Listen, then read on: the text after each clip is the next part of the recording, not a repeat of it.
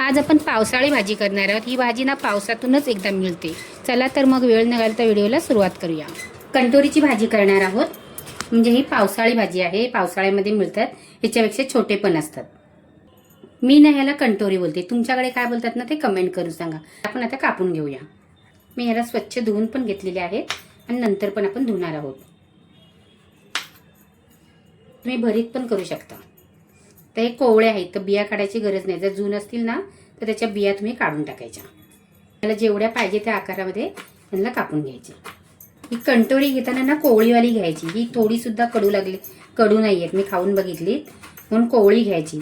जर जून असेल ना तर थोडासा जरासा याला कडवटपणा असतो, असं जास्त नसतो पण थोडासा असतो। आपले कारली असतात ना तेवढा कडवटपणा नसतो याच्यासाठी।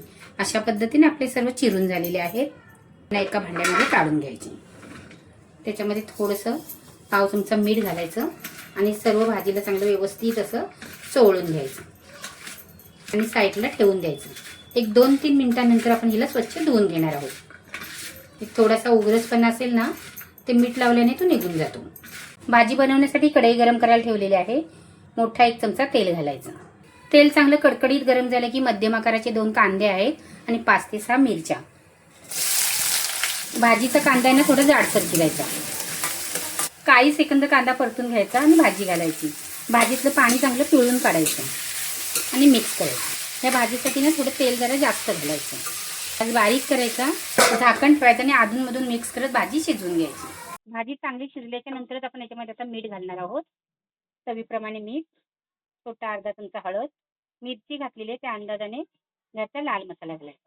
1-2 चमचे घरचा लाल मसाला याला मिक्स करून घ्यायचा। हळद तिखट मिठावरच ही भाजी करायची, खूप छान होते। चपाती बरोबर भाकरी बरोबर खाऊ शकता। त्याच्यामध्ये खोबरं घालायचं आणि गॅस मोठा करायचा आणि 1-2 मिनिटं हिला चांगली तरसवून घ्यायची, म्हणजे मिक्स करून घ्यायची।